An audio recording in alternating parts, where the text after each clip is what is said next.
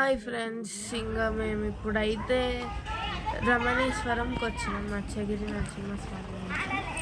రమణేశ్వరము కార్తీక మాసం వస్తే బాగుందన్నమాట.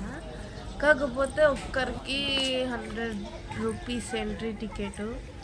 అదే కొంచెం బడ్జెట్ ఫ్రెండ్లీ లేదు. అయినా లోపల శివలింగాలన్నీ బాగుంది. మొత్తం ఏమంటారు, మార్బుల్స్తో చేసిన శివలింగాలు ఉన్నాయి.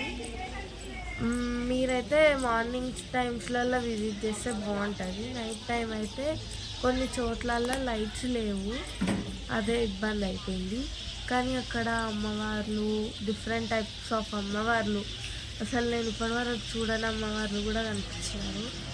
ఇంకా శివలింగాలు అయితే మస్తు ఉన్నాయి. పోతున్న కొద్దికే వస్తున్నాయి అన్నమాట శివలింగాలు. ఆ శివలింగాల మధ్యన అంటే ఇట్లా ఒక గ్రూప్ లాగా శివలింగాలు ఉంటాయి. మధ్యన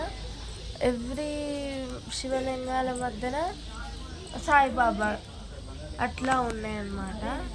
నేను షార్ట్ వీడియో తీద్దామనే ప్లాన్తో లాంగ్ వీడియో తీయలేదు. లాంగ్ వీడియోలో తీసుకుంటే మొత్తం 2 పార్ట్స్కి డివైడ్ చేయాల్సి వచ్చేది, అంత ఉందన్నమాట. మేము 4కి వెళ్తే అక్కడికి మాకు బయటికి రావడానికి 7 అట్లా అయ్యిందనమాట. చాలా అంటే చాలా బాగుంది. ఇంకా ఏమంటారు, వాటిని శక్తిపీఠాలు కూడా ఉన్నాయి. ఇంకా